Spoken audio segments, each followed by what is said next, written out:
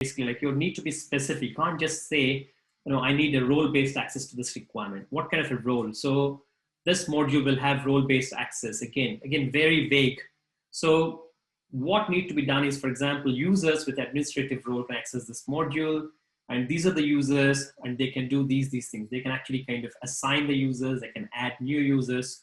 So you need to be specific when it comes to the requirements, and especially more so. I mean, this is what I'm talking about, the mainstream traditional requirements, but even with the user stories, you need to really, as a user, as an administrator, I would like to add the users so that I can manage their roles and I can manage their access permissions. So as a user or a role, I would like to do some action or a functionality of the product so that I would get this benefit. And the benefit is I can manage some stuff. I can manage users. I can assign them the responsibilities. I can maintain them. I can try and do all these different things that I could potentially get to because I added them already. So it's important to be very specific. Again, I don't want to actually delve deeper into this, but it's very, very important that you need to be specific. For example, here again, a case where it is not specific, the application should support multilingual ability. So basically that's saying that it should have multi-language support, not just one language. So it could be one language in English UK or English US or English any other region, or it could be German-based application. It's a Germany-based application. It should be primarily in German. However, you should also be able to support other languages.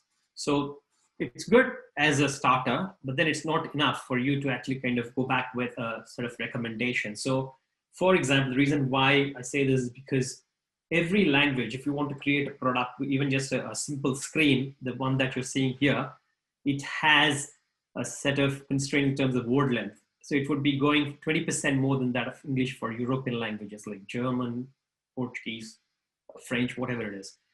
And for example, German language for instance, actually has got more. It's actually 30% more than that of the English word length. So if an English word length for support is so much, it takes about, let's say, 7 letters and so much space.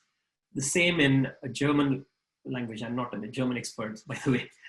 It could potentially be, I don't know what the same word in German is, but it could potentially be going for about a good 11 letters, and it could which means that the length of the word is more, it's longer.